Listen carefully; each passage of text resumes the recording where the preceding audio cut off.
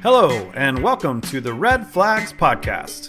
The first podcast that takes love, sex, and relationship questions from Reddit and attempts to provide helpful advice based on the experience of two strangers on the internet. I'm Greg Feeney. And I'm Deb Gould. And we are those strangers. Hey, Greg. Hey, how's it going? Good. How are you doing today? Doing pretty good. I was actually just thinking about how it's kind of wild that we're already on our 4th episode. I know. I mean, it almost feels selfish now because it's just a lot of fun to hang out. Yeah, but we're almost halfway through the first season, so it's kind of weird. Yes. So you told me about this documentary on Netflix called the Tinder Swindler. Yes, and I feel like everybody is watching this right now, or a lot of people are watching this, and so it felt very timely, but also very much connected to some of the conversations that we've been having. Yeah, I feel like Netflix is a big driver in what we're all consuming. They've kind of gotten to the point now where their platform is probably just driving most of the pop culture talk when it comes to shows and stuff like that. Yeah, they tell us what to watch instead of us telling them what we want to watch. It's very weird. Right. And before we get into this one, let me see what you think about this, because it seems like the quality has been going down over time. Of Netflix?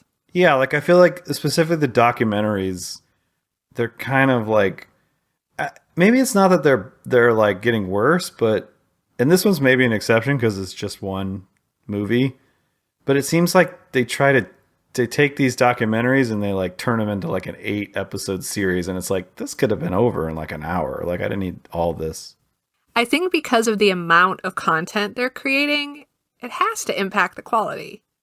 The thing is, they can buy content and put it on their platform, but they would prefer to just make it themselves, right? Because then they don't have to like share a piece of the pie with somebody else. It's interesting because I think that this documentary had the same problem that I see with like a lot of early 90s investigative reporting shows, where it's like they tell you a part of the story, then they tell you it again, then there's a commercial break, and then they tell you it again. Yeah, I've watched a lot of those. I know exactly what you're talking about. It's really frustrating. I don't think we need to say too much about it because in case people haven't seen it, but just the quick and dirty version is there's a guy, he's on Tinder, he's basically pretending to be rich to attract these women. And then when they respond, he takes them out, he like takes them to crazy places, expensive things, and, you know, comes off as like the super rich dude. But it turns out he's basically just like running a Ponzi scheme where he's scamming these women out of their money so that he can like spend it on the other women. And then they all think he's rich and that he's going to pay them back and that he has these like enemies. He keeps talking about my enemies, but he doesn't ever like say who it is. And so he's like, I can't use my credit card because my enemies will know where I am or something. And yeah, so he's basically just scamming women out of their money. And he's really just a total fraud. Oh, it's incredibly sad in one way, but I kind of want to ask you more about, like, would you do this? If you were dating, how into someone would you have to be to hand over money or go into debt? Okay, so you're just really diving right into what I kind of was like thinking about, which is probably not what you're thinking about. There's like this adage, and they even bring it up in the movie, that basically women will ignore red flags for money, rich dudes, and that men will ignore red flags for like really hot girls. I don't know if this is outdated, but that's like, and they, like I said, they even mentioned that. I think it was it a Marilyn Monroe quote that they said? I can't remember. Oh, it was from a Marilyn Monroe movie. Gentlemen prefer blondes, I think. Okay. So I don't remember exactly what the quote is, but it basically, that's what it said. Right. So these women made some very, very questionable choices. And the whole time it was because it was like they were wrapped up in a fantasy Yeah. And it's like, I think, are we just more prone to believe something if we want it to be true so bad? The hard thing is that because of the scamming piece, it went a few steps beyond just believing. It was like, no, girl's on a private jet. Yeah, she got on a private jet the first night she met the guy. Yeah. That was surprising to me. But is that not like some... Okay, so I want to preface this. I don't think most women would do that. But maybe the kind of woman that contacts the like super rich looking dude on Tinder is like, maybe like we're selecting for that kind of person. Yeah. You know what I'm saying? I mean, I hate to describe the whole movie, but there is a piece. I was so happy that there was a moment where this person's close friends were like, what the hell are you doing? So as a kind of a descriptive way of showing, like, not everybody would have made the same choices. But people need to watch it. Yeah, I mean, it wasn't like... It was a little boring at times. I think I nodded off and had to like rewind once. I fast forwarded through some of it, for sure. But it was sort of an interesting, like, little social experiment, I guess. I did some research on what's going on with this dude now because I was curious. Yeah. So I guess he spent 15 months in prison. Oh, no, he was sentenced to 15 months in prison, but he was released 5 months later. He was convicted of fraud, theft, and forgery. So he's been out since December 2019. And TMZ wrote a piece where they were saying that he's now signed with a talent manager. He wants to write a book. He wants to star on a dating show. And get this, he wants to host a podcast about love. Yes. No. Yeah. And his idea for the dating show is women competing for his love. What? So I guess my question about this is like, is this like we're creating this? We're celebrating this guy. Like, this documentary was supposed to be like, look what a terrible guy this is. Don't fall for this crap. And then now it seems like he's gonna just benefit even more from it. And so, no, we need this guy to be similar to like the movement in true crime, to like not say the murderers' names anymore and focus on the victims. Yeah, and at first I was like, well, what woman's gonna want to be around this guy? But then I was like, you know, there's those women that like write letters to serial killers or whatever. So just because he's famous now, he's like got another ticket in to... It's so weird. Like, it's sad but true. Yeah. Apparently he's banned from Tinder though, so that's good. They banned him. But they didn't ban him until this month when the film came out. So he was still on there. Is it a lifetime ban or is it like 5 months? Okay, I think lifetime it is. ban. And they actually updated the terms of service of Tinder to specifically, I guess, say like whatever he was doing is not okay, which I think should be like, should have already been a thing, but I don't know. Side note though, what was the other girl doing? She wasn't even like, they were interested. like friends. They were just like buds. It was so weird. Like, so again, did she just want to have a rich friend and thought that was cool? Yeah. Like, she was like, oh, this guy, I don't like him, but like, I want to have like an ultra rich friend because that's like awesome. Yeah, she just wanted to live that traveling lifestyle. Yeah. So weird. All right, so our first topic today comes from r/relationships. How do I, 29-year-old female, tell my husband, 30-year-old male, I hate our lifestyle? I'm posting this knowing I probably sound like the most ungrateful idiot right now, and most people would love to live like this, but I hate it. My husband comes from a wealthy family and is successful in his own right. He likes the finer things in life, and his entire social circle are either wealthy themselves or have wealthy families funding their lives. We have a huge house, go on multiple vacations. I can buy whatever I want without worrying about the price, and I get to be a stay-at-home mom. Yet, I hate this lifestyle. I grew up poor, and seeing how I live now compared to my younger self doesn't make me feel happy like I thought it would. It makes me feel sick. I see our son and how much my husband spoils him, and I feel awful. I hate the house we live in, and I miss the tiny home I grew up in. I dread going on vacation with his friends because I have to force an act while I silently cringe at a lot of what's going on.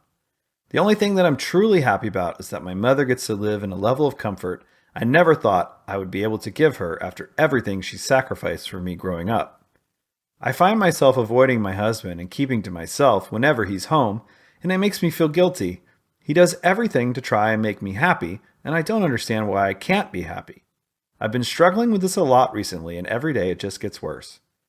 We actually had a disagreement earlier today, which is what prompted me to finally post this. This disagreement was over his friend being exposed for having a mistress, and it made me think about if my behavior is going to push him to get a mistress, and that made me feel sad also. I don't know what to do about this or how to speak to him about any of it. How do you tell your husband that you hate the life he has given you? How do people who suddenly have access to wealth after growing up poor adjust to this life? TLDR, I hate the lifestyle my husband and I have, which is the opposite of how I grew up, but I don't know how to tell him. Okay, so I'm not calling total bullshit on this, but I don't think it's 100% about the money. Definitely not. Okay. So I'm kind of drawn to one piece that you said where one, she said she's avoiding her husband, and then she also says he's doing everything to try to make me happy. How do you do both of those things? That's a good point. I focused in on initially her first paragraph, which she's like, all right, this is going to sound really ungrateful and stupid. And then I read the first paragraph and was like, yes, it does. It sounds pretty silly. I understand that you can have all the money in the world and it won't necessarily make you happy, but it does mean that you have the resources and the flexibility to figure it out. And if you're unhappy, you're lucky that you can try to fix it and you have the time and the money. You know, you can afford a therapist. You can afford to sit around and read self-help books. You can go to meditation classes. There's a million things you can do that the average person might not have access to. So yes, immediately out of the gate, I'm like, yeah, it does. But then when I got a little further in, I completely agree with you. Her problem doesn't seem to be about the lifestyle. It seems like she just kind of thinks her husband and his friends are assholes.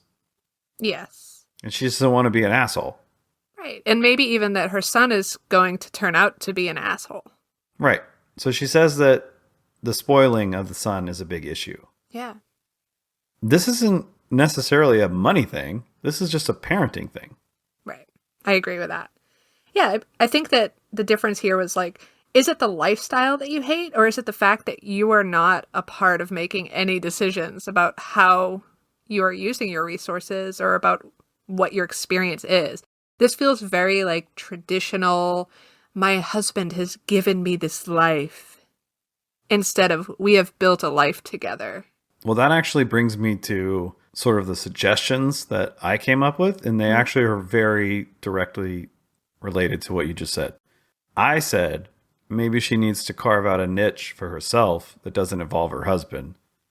It could be a hobby or something that he's not into, something that will give her, an outlet, and it would include maybe other friends. Like she could meet some new people, sort of have some time away, basically reestablish her own life and not feel like she's just an accoutrement to her husband or something like that. Yeah, that makes sense. Yeah, I just think that some of the decisions that she's talking about, we have a huge house. Did you have any say in picking out your house?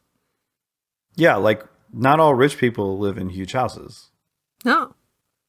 And not all rich people spoil their kids, which we already said. And I think there's plenty of people with a lot of money who raise their children in a way that teaches them values like hard work and gratitude and stuff like that. I mean, granted, there's probably a lot of other ones that don't, and this seems to be one of those. So why has she not voiced her opinion about this before? It seems like maybe she convinced herself that she should just be happy to be in this situation. Yeah. And that she's I could see that coming from a poorer background, you initially wouldn't want to question this. You Right. would just be excited about it. She was maybe like over grateful at first. Yeah. She subdued her opinions about the way they would live their life and raise their children because she was the person coming into it. And as a woman, often society forces us to be like chronic people pleasers. So that's one story that we're telling ourselves about this person's background that's not included in this description. But I feel like maybe they're just realizing this. Maybe they didn't hate the house when they got it, but they're just realizing I'm really unhappy and I don't feel like I'm a part of any of this. I just live here. No, so this people pleasing thing, it seems like it always causes more problems than anything. The thought behind it is to not rock the boat, but it actually ends up rocking the boat more because it's giving people sort of false expectations, I guess. Like they think that you're like on board or that you're happy. And so, I can see this from my perspective that when I've dealt with this kind of thing, I'm a very literal person. I take people at face value. If you tell me that you're happy about this one thing, I've already like put it in the annals of time that you're happy about that thing forever. And I will never devote any time to it again because I'm like, you're satisfied. I don't ever have to think about this again. But that's why it becomes a problem when you just say, yes, I like this. And then inside you're like, I don't like this. But to be fair, maybe she just didn't really understand at first. Maybe she went along with it and then now she's starting to realize that it's just not the way she wants things to be. Yeah, so she does mention having a disagreement, which means at least they're talking, which is exciting to me. But they were talking about a friend being exposed for having a mistress. This concern doesn't feel super important to me in the scheme of everything, but what are your thoughts on the mistress piece? I mean, it's a little random. Are you worried about your husband cheating? Like, do you think what do you feel about his values? I don't know. It's like, I don't know that what's happening with his friend is necessarily relevant to what he might do. Well, I'm sure there could be a concern that if she brings up any of her feelings of not liking their life, that he'll view her as ungrateful because he's been making this life for her. And then she's afraid that he might seek something more pleasant out. I think that's like a common feeling. Okay, I see that. I think she could communicate this in a better way than that she communicated in her post. If she comes at her husband and says, I don't like our life because like I want to live in a small house and I don't want to go on vacations. Yeah, I don't think that's going to really, he's just going to be like, what? Like, are you serious? And she will sound silly to him. But I think that if she takes this a different way and says, look, I don't like that we've been spoiling our son. I think it's a disadvantage to him in the future. Like, I would appreciate it if we tried to instill certain values in him so that he doesn't just become a brat and always expect, mom and dad to bail him out. Those are things that he should be able to understand. And then as far as like their friends and stuff like that stuff's a little more complicated because, yeah, I don't know. It's going to be tough to just be like, baby I steps. don't really like your friends. You can't fix it all at once. But like you said, starting somewhere makes sense. I think that some of the coolest things about having money is that, like you said, you can make decisions. You can afford movers. My favorite thing about having any money in my bank is that I can pay for movers. Do you remember moving yourself, Greg? Do you remember moving your own shit into a new apartment? Well, I remember getting to the age where a case of beer and a pizza was not sufficient to get my friends motivated to want to help me move. And once that happens, you got to pay for movers. That's just, I think it's like there's a line you cross where you're like, and I think it has to do with how much stuff you have too. Like once you like get to a critical mass of objects that you own, you can no longer ask your friends to help you move. She can go to the Dollar Tree and not worry about the raising of price to $1.25. I didn't even know about this. It's a nightmare. We don't need to get into it, but yeah, the Dollar Tree is now $1.25 tree. And That's it's bullshit. Freaking me out. Well, I mean, inflation. Can you blame them? I know. That's what everyone keeps saying to me, and I'm sick of it. So they need to talk. They need to take it slow. But I'm also like, do you even like this guy? Yeah, I'm not convinced she does. I think she's like, it's a really good situation for my mom and me, and it's like those are not the things that should be the first positives you see in your relationship. Like it seems like that's the only good thing she said. Like she didn't say we have a great time, we have a great sex life, we really enjoy each other's company. She said my mom has a cool living situation. Yeah. And I am curious, about her status outside of her. Like before, I grew up poor. Well, between when you grew up poor and lived with your family and when you met this person, what did you want to do? Because I know that for me, like, I didn't have like any mentors that did jobs that made any money. So it's hard to transition into work that pays you well if you're surrounded by people that are not paid well. So I kind of wonder if they ever had that time to develop their own sense of future. They're 29 and 30 and they have a son. We don't know how old they are, the son that is. So maybe they just went straight into marriage. Yeah, I think the first thing she could do is just get a therapist, start bouncing these ideas around with somebody else that will hopefully give some good feedback. I know there's maybe a mixed bag of therapists out there, but she's going to be able to afford a really good one, hopefully. Yeah. So that might be the first step. And just, like you said, take it slow and make some progress a little bit at a time. All right. So this one is from r/dating advice. Joined yoga and an employee seems to be flirting with me. I joined a yoga studio recently and one of the employees seems to be obviously flirting with me. Should I ask her out or no? My morals say no, because I never ask out people who are working on the job. But then again, I'm like, maybe I should. She doesn't really interact with others in the same way, at least from what I have seen. Then again, there aren't many dudes our age that show up. Like today, she straight up told me she was single, and every day I go, she's asking me when I'm coming next. She even purposely showed up off shift to a class and talked to me after it a ton. So the first thing I want to say about this is that this exact scenario is always going to be heavily dependent on context. I think there are definitely instances where people mistake friendly customer service as flirtiness, and it can cause some problems. But I also think it's a bit strange to say you should never ask a person out in this type of situation. If there are repeated interactions where, like in this scenario, he's obviously going back to this class over and over again. She's presumably doing some things that sound like interest, and there's some chemistry building up. So I think you have to use your best judgment. And I would not compare this to like just asking somebody out who like helped you at T-Mobile. You know what I mean? Which I think is kind of what he's referencing. Like he says, like, you're not supposed to ask somebody out when they're at their job.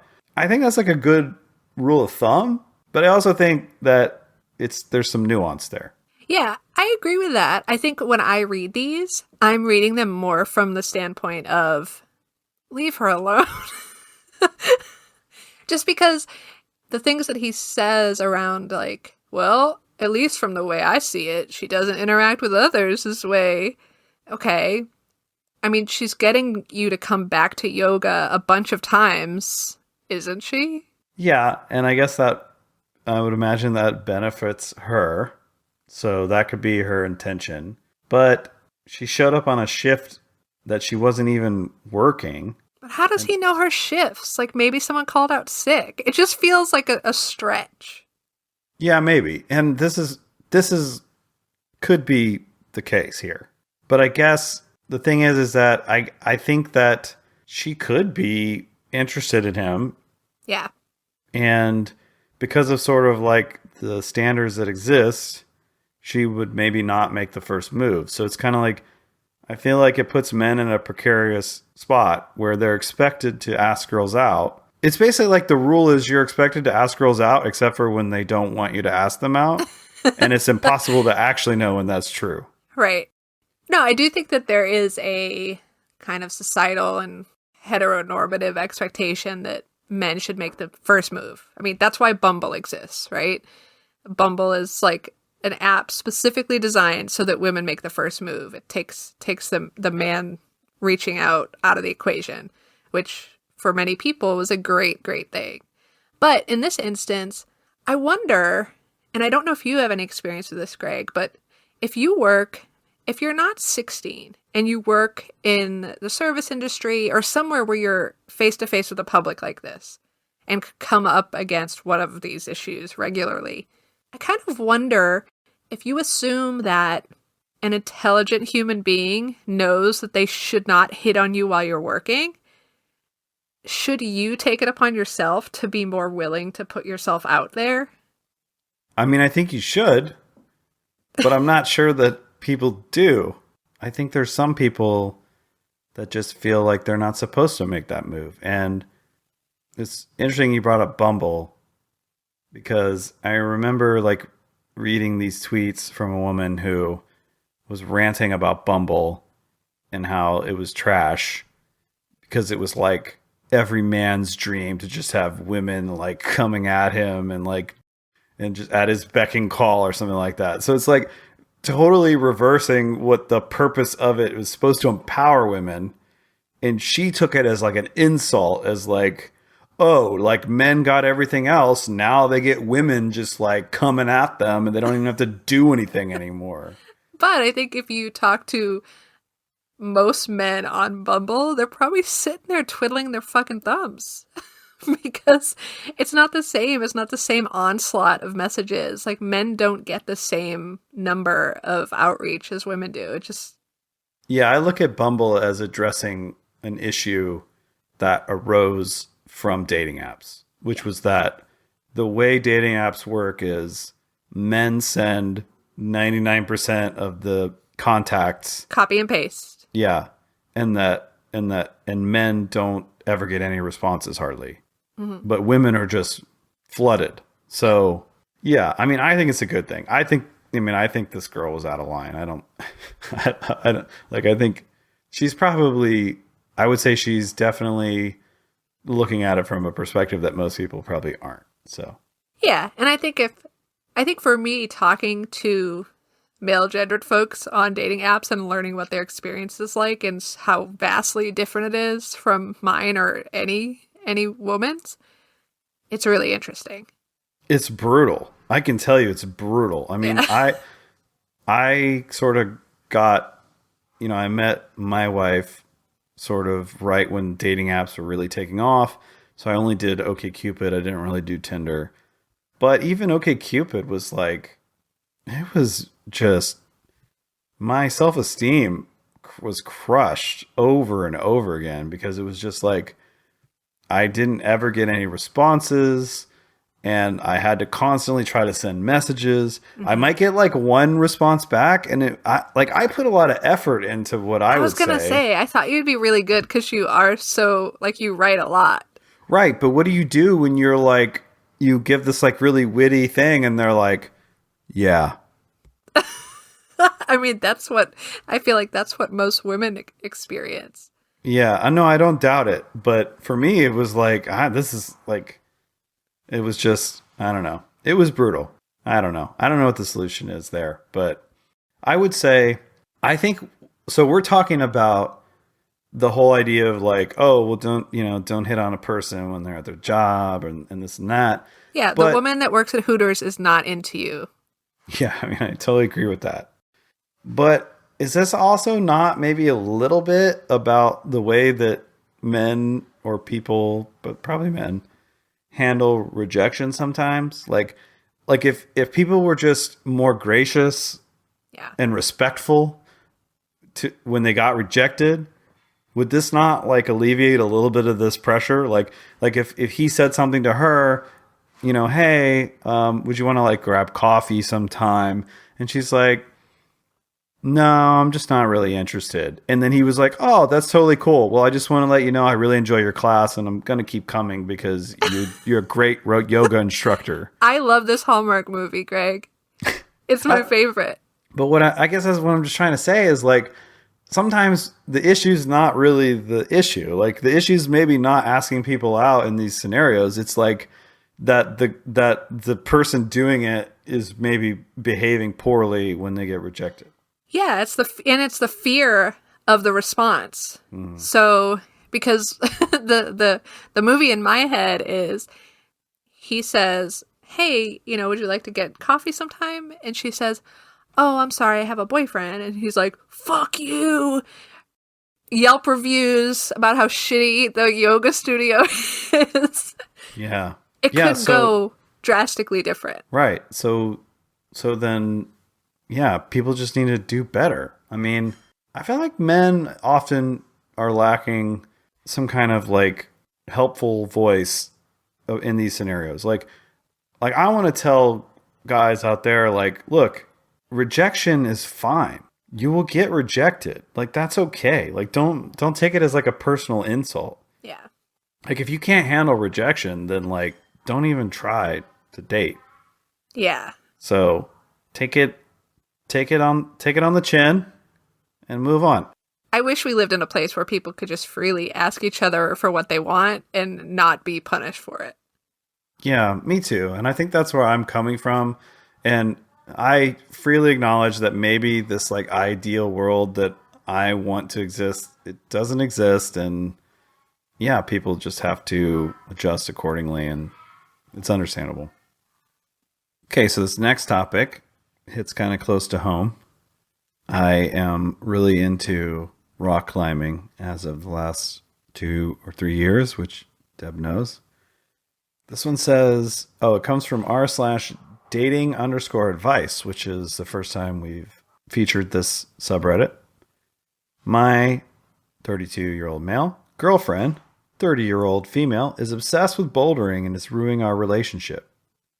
About a year ago, my girlfriend got very into indoor bouldering. She came across posts on Instagram about a new gym that opened near us and decided to check it out. I've gone with her before, but really didn't enjoy it. The guys are really obnoxious and congregate around female climbers, and the girls wear close to nothing, which makes me uncomfortable. I happened to fall a few times also, and that made me feel unsafe. We've been dating for about 2 years before this started. Within a month, she'd started going without me, and she had bought shoes, signed up for a membership, and made a bunch of new friends at her climbing gym, who she DMs daily. They're in a group chat. Her climbing outfits have become progressively sexier. Cutout tops, TikTok leggings, crop tops. She also wears makeup to the gym. Recently, I've noticed her climbing friends are almost exclusively men. They spot her, talk to her incessantly over texts about climbing, techniques, holidays to take, etc. They'll pour liquid chalk on their hands and smear each other's palms with it while they're wet. They spend hours talking, planning, and reminiscing about climbing, and I'm starting to feel like I come second. She started going with them 3 to 4 times a week, and will spend 2 to 3 hours at the gym hanging out and climbing. Last night, she mentioned she and the group had spent the evening watching a climbing documentary over beers after their session. She didn't think to invite me as I don't like climbing, or text me during the film. Is this normal behavior from her? Should I cut my losses and run? Okay, Greg. I don't climb anything, so if you could help me understand what in this is normal. Okay, so I'll tell you what's normal. Every piece of it is normal, basically.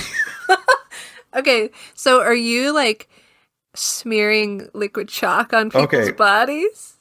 No, it's not bodies, it's hands. But I would say that's the one part that I'm like, what? Yeah, that part I don't. Maybe that's the one abnormal part. Okay. And that was actually the one part where when I read this, I was like, wait, was this written by like a climber just like sort of trolling? But I don't think so. I looked into this poster's other posts. I think this is a real person. Okay. I believe they're a real person. I am very unaware of bouldering life. Okay, smearing each other's palms with the liquid chalk, that's weird. Everything else is pretty normal. Okay, so tell me a little bit more about. I mean, it makes sense that these spaces are largely male over female. Is that accurate? Well, the weird thing is that while I think that can be true, it's less so than like a normal gym atmosphere. Okay. So when I go to my climbing gym, there's a lot of women and a lot of really strong women, a lot of really good climbers that are Okay. women. So I would say compared to like most workout environments, unless you're talking about like a one that's like specifically advertised or marketed towards women, it's usually got a pretty good mix. But I mean, I could definitely fathom the idea of a climbing gym where there's maybe more men. I don't know. It could just be Okay. a coincidence or something like that. But Do you progressively wear less clothing while you climb? okay. So here's what I have to say about that. First of all, when he talks about what she progressed to, he's talking about things that women just commonly wear to the gym. So cutout tops. I don't know about TikTok leggings. I had to ask my wife about that one. She says it's like these special leggings that make your butt just look like amazing or something like that. I had to Google it. I mean, okay. Like Fine. leggings are very common in a climbing gym, cutout tops, crop tops. There was actually a comment where someone was like, "Can you like give us a little more info about these outfits?" And the poster actually posted a picture of some like shorts that were like tight, sort of like, fitness shorts. And again, this is very common. Like I would Yeah. say this is just how women dress at the bouldering gym. His description of how she started out, maybe not dressing like that. And then like, if we want to be charitable here, she may have been very uncomfortable at first. She's going to a gym, which if you're not into going to gyms and things like that, it's a little intimidating, you know? Yeah, I was gonna say this feels like to me is a increased confidence level, and then you buy more stuff, right? If you go to the Yes. gym more, you're gonna buy more gym clothes. Right. Increased confidence. Yeah. You see that people dress like this, so you're like, oh, it's not like it's fine to dress like this. So now you feel more comfortable buying these kind of clothes or wearing these kind of clothes. And I guess I could kind of see from the boyfriend's perspective how he could have a feeling about that, but I also feel like, come on, dude, like go to the gym and see how people dress. This is not abnormal. Like the fact that it makes you feel weird, I'm like, I don't know. It just seems eh. I feel like it went from 0 to 60 real quick with this one. They were together 2 years before she started bouldering, and now he's saying, "Is this normal? Should I just leave?" Yeah, I mean, it sounds like he's just really uncomfortable with having like a very independent girlfriend who's like wearing workout clothes and hanging out with a bunch of dudes. For me, it brings up the idea too of relationships and how humans change in the course of a relationship, but how hard that can be. This is a small change. I mean, it's taking up a lot of her time, and they clearly need to have a conversation around this balance. And, maybe it does end a relationship. But, Greg, I feel like you're the king of hobbies. You have many hobbies. So, in your relationship over time, as you've moved into a new hobby and like get real into it, and then maybe it wanes a little bit and you move on to something different and then go back, like, have there been times where something new and something really exciting takes maybe more time than it should? And how do you deal with that? Yeah, I mean, I think being married and having kids is a little bit of a different scenario. Like, I feel more of an onus to like not overdo something. You know what I mean? Like I've made a commitment.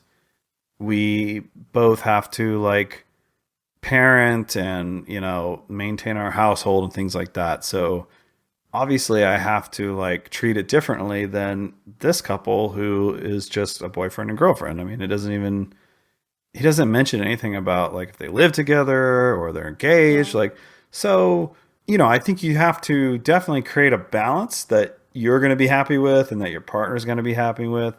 And certainly there's a point where you could be overdoing it if you're not meeting the responsibilities or the needs of your partner.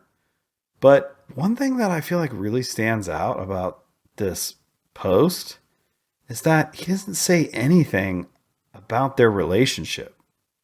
Yeah. He doesn't say whether or not their relationship is good otherwise, whether or not they spend quality time together, how their time together works, what it looks, you know what I mean? Like, he's just like hyper focused on something else. Yeah. And to me, that's like, it really stands out to me that he doesn't even mention whether their relationship is good.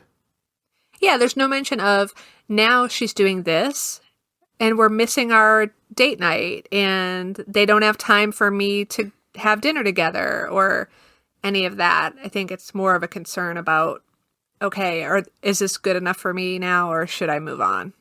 Yeah. So I find that really strange. And to me, it's a bit of a red flag that he's more like focused on the sort of jealousy aspect of this whole thing. That she's hanging out with dudes all the time and she's wearing the skimpy clothes.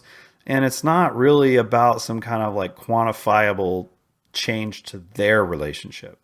I think at the end, he asks, well, he's talking about how she was watching a climbing documentary and she didn't invite him, which makes all the sense to me. He's not into climbing. I wouldn't want to go see it. But the fact that she didn't text him at all or kind of say, hey, I'm no longer at the gym, but I'm going to continue being out, or maybe not to check in, but if your partner's expecting you home at some point and you just don't show, I mean, maybe that's the point where they really need to have a conversation about what role is bouldering going to play in her life moving forward, but also in the relationship. Yeah, I mean, there's a chance that she's so into this that maybe she is having second thoughts about her partner. And yeah, I mean, I don't want to be too judgmental about his attempt at climbing, but from a climber's perspective, he says that he tried it, I think, a few times. He fell a few times and it made him feel unsafe. Yeah, it's climbing something. Don't do that. Yeah, I mean, so in bouldering, you do fall. Like, that's kind of part of bouldering. And I can understand it is a little unsafe. And, maybe he's just like a really risk-averse person. Yeah. And that's okay. Like, I can understand being like that. But it almost feels like he didn't really try to, like, embrace her hobby at all, which is fine. I mean, look, my wife doesn't like climbing. She does it sometimes, but it's not her thing, and that's totally fine. It's not a problem. Yeah. But I don't know. Maybe she might have been a little disappointed in his effort in trying something out that she liked. But at the same time, it seems like when this was happening, maybe she was just trying it too. So I don't know. Maybe he could try to give it another chance. But if it's not his thing, then it's not his thing. That's fine. I just think that he should be more focused on their relationship and how it's impacting them. Yeah. Instead, he's just focused on these like outside things. Okay, this is from r/sex. The title is, My Wife Wears a Certain Outfit, and Now She's Feeling Unsure About It. My wife will occasionally put on her high school uniform. She went to Catholic school as part of dress-up role play. It still fits her, and she looks great, and honestly, it's very hot. She mentioned this to 3 friends over the weekend, and 2 of them thought this whole idea was kind of a no-no, even in private, and now she's feeling a bit weird about it. It hadn't really occurred to me that this would be ethically controversial, if it is. Curious others' thoughts on this. Okay, so for me, I don't see an ethical problem here. It's in the privacy of their own home, and they're both into it, it seems like. And when I think of stuff like this, it's like people are into all types of things that other people would find strange. And as long as nobody's being harmed and everybody involved is able to consent, then do whatever you want to do. Agreed. I totally agree that there's nothing actually wrong with this and they should continue playing. It's, in their bedroom. This is her actual uniform. Like, this isn't even a costume. This is hers. But I can appreciate and understand where these women, likely older women, like myself, are coming from. And I was kind of looking around the internet to help me facilitate these thoughts. But I think I'm like, where were you looking? Because this could get you on like an FBI list. Absolutely, yeah, I'm screwed. I'm screwed now.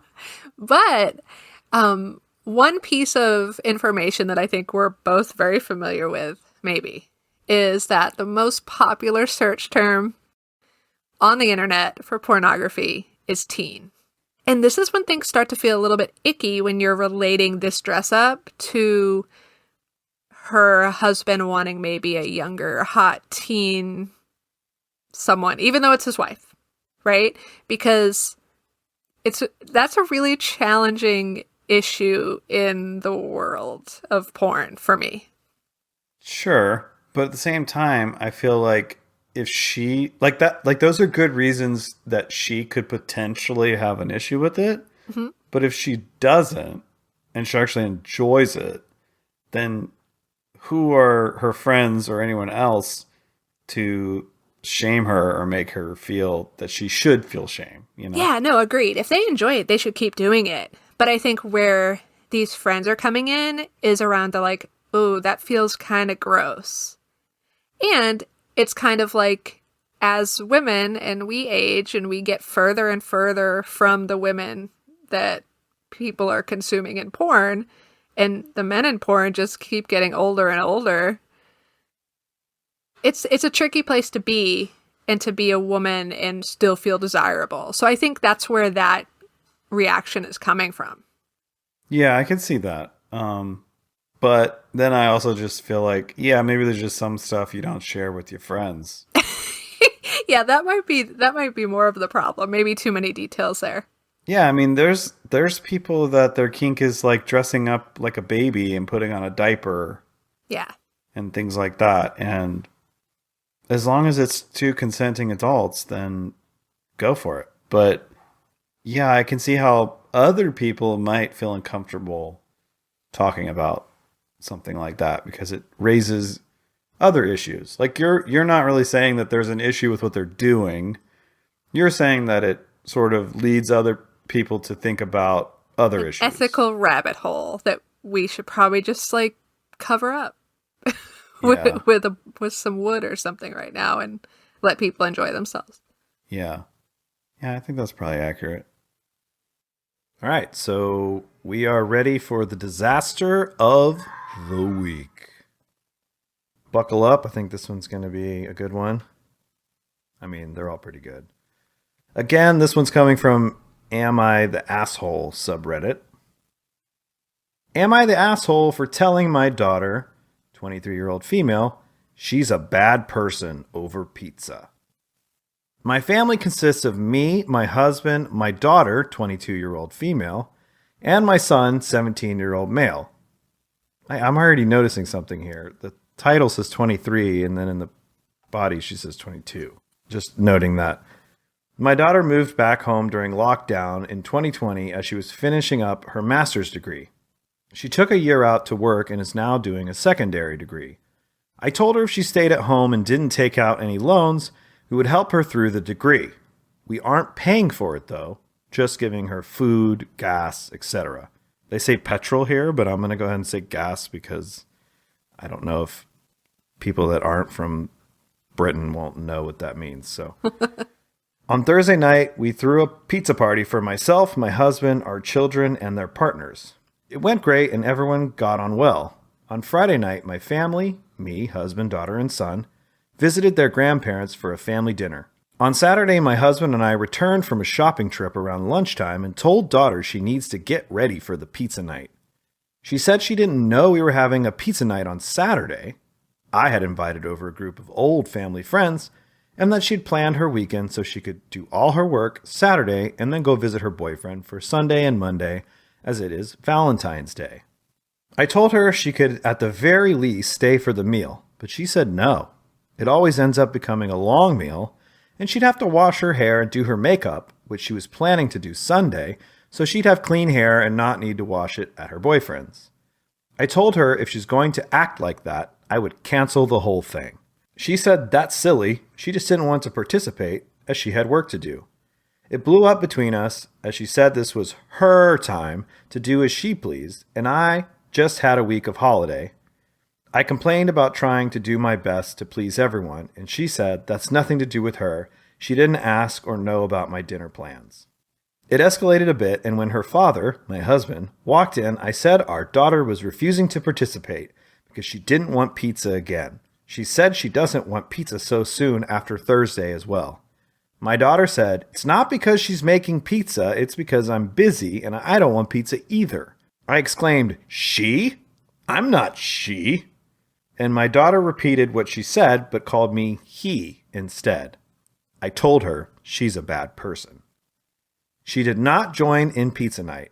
She was annoyed the guests stayed until 1 a.m. as she wasn't able to prepare her own dinner. We haven't talked since.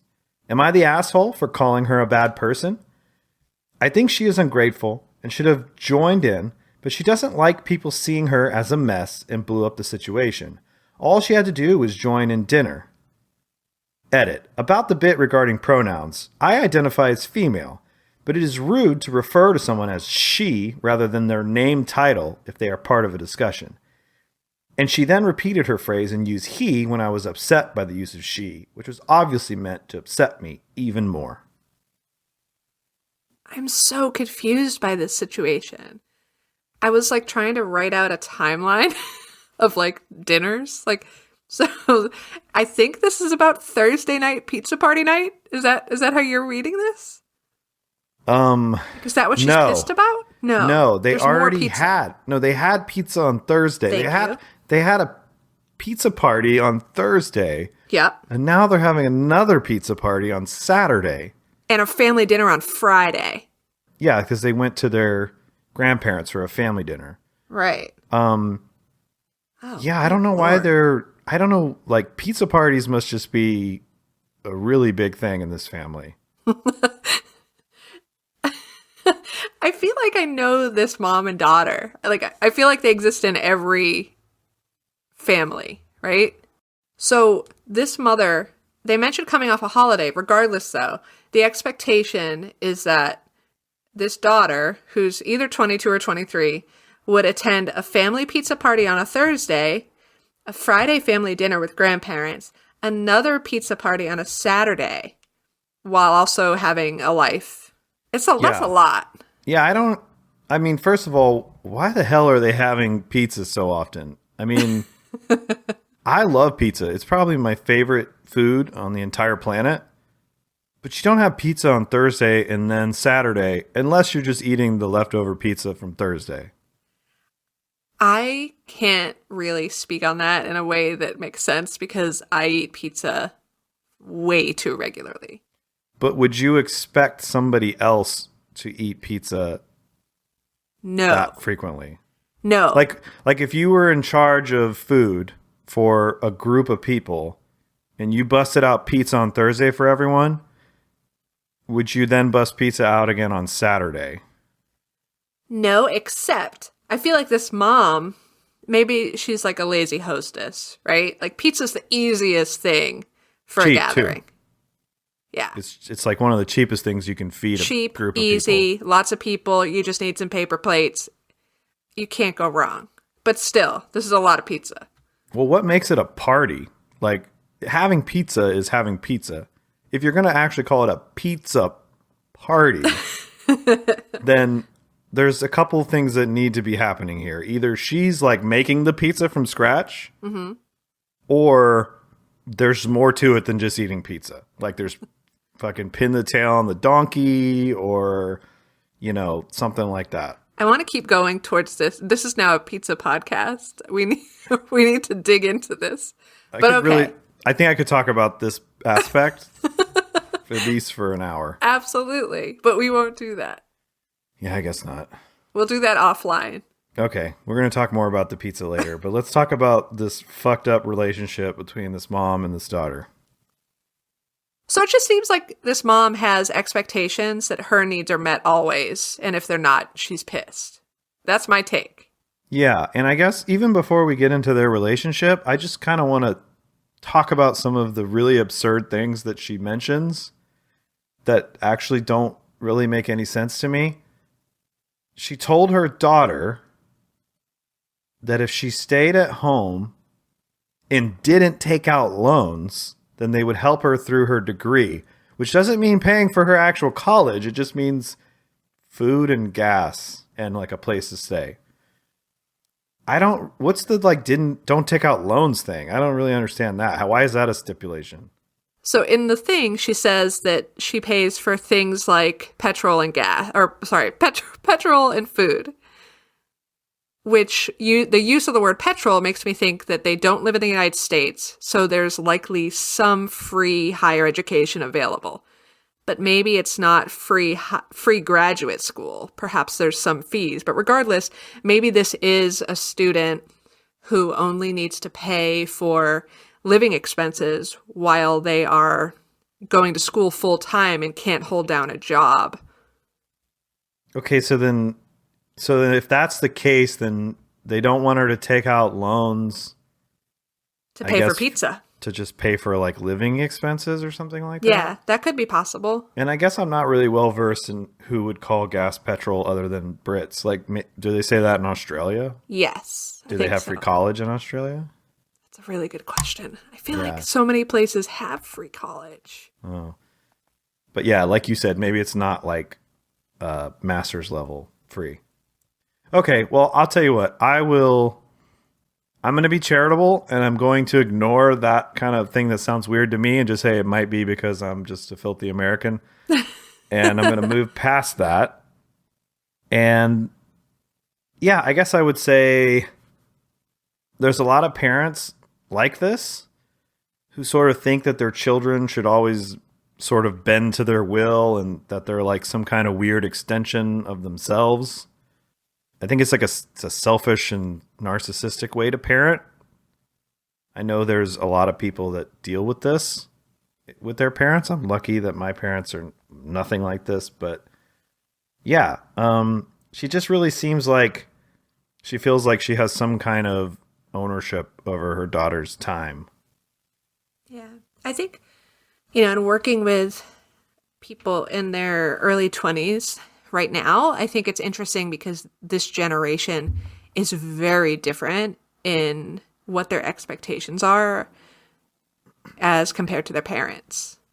And I think it's causing maybe different clashes than in past years. Like there's always been, differences between generations, but I feel like folks in their 20s are very much like, I don't need to feel guilt because I'm not doing what you want me to do.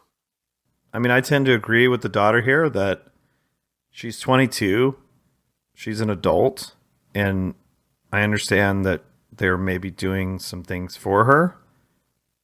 But I think it's a really bad thing when you do something nice for somebody and then you use that as like a bargaining chip to get them to do what you want to do all the time. Yeah, absolutely. And I think that this is just another case that we've talked about a lot where expectations and a conversation is never had. It seems like this should be hey, so this is the plan for next week. When are you available? When are you around for dinner? Like, I would love for you to join us for all of them, but what's your schedule like? And daughter could say, well, I could come Thursday and Friday, but Saturday I'm not available, or whatever that looks like, instead of having a fight over really nothing. It feels like a really explosive post, but once you really look at it, it's like, this is such a simple argument. This person just has other things happening in their lives and they can't be present at dinners that sometimes last till 1 a.m. back to back to back. I think the other thing is there's a couple pieces that are worse than all this, right? I told her she's a bad person. Like, imagine if your mom said, you can't have dinner with us for the third night in a row. You're just a bad person, Greg. Yeah, that's awful. I mean, obviously, you should never say anything like that to anybody. Like if you don't like the way someone's behaving or you don't like an action that they did, then that's what you address. You don't just make broad generalizations about someone like that, especially your own daughter. Yeah, it feels real gross. And then she calls her ungrateful for pizza, I guess. It's all she had to do was join dinner. She does say she doesn't like people seeing her as a mess and blew up the situation. And that piece is not really explained, so I don't even feel like we can talk about it, but it's just, I don't know. And then the pronouns thing is just, it's Oh my really God. silly. Is this a thing? Is calling somebody she in this scenario, like, is that insulting in some way? The way I was trying to make sense of it was maybe it would be insulting in the same way, like if I was your daughter, Greg, and I was mad at you, and I was like, okay, Greg. Like, I feel like calling your mom, calling someone she instead of their name. I know that she clearly said that's what was offensive, but I think it's more akin to that idea of like, instead of saying mom did this, she's saying she did that. Like, oh, it was Greg. Yeah, I mean, I could see how it could be said in a way that could like bother somebody, but I mean, I think based on her other things that she's said, I feel like she's just overreacting. Agreed. And the daughter coming back with the like he barb, like that's just a funny little jab. I don't, whatever. Like I feel like when you're in a fight with somebody, you kind of sometimes you stick in those little like it's like humorous jabs. It's not meant to actually be like hurtful. You know what I mean? It's certainly not on the level of saying you're a bad person. Right. Yeah, I'm going to have to go ahead and say, Mom, you're the asshole here. Yeah, definitely. I would say mom is the mega asshole. Yeah.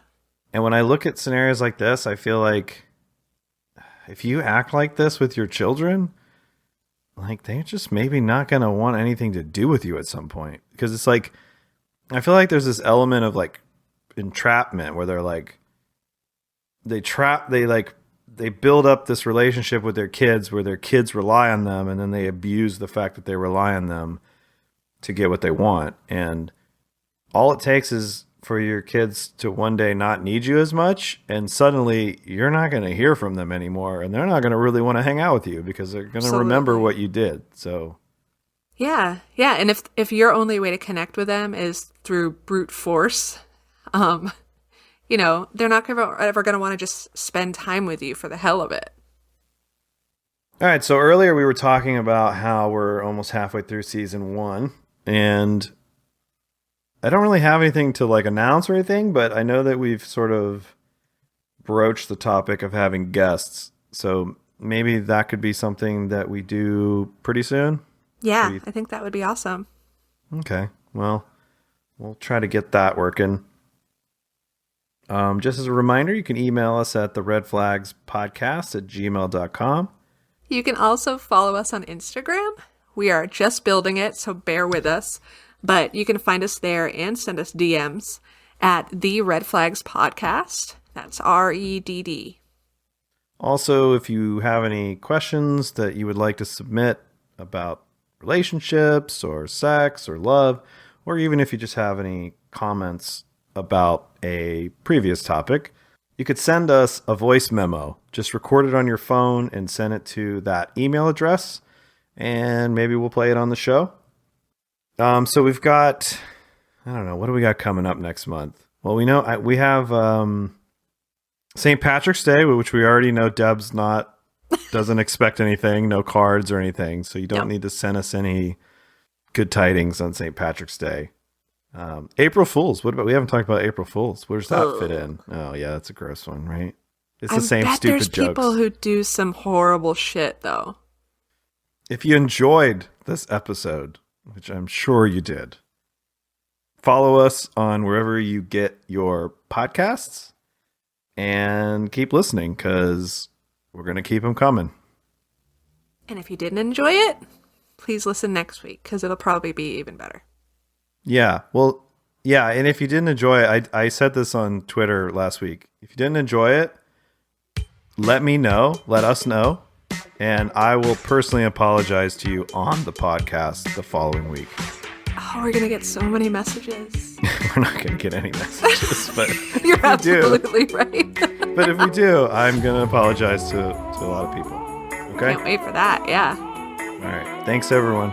Thanks. Bye.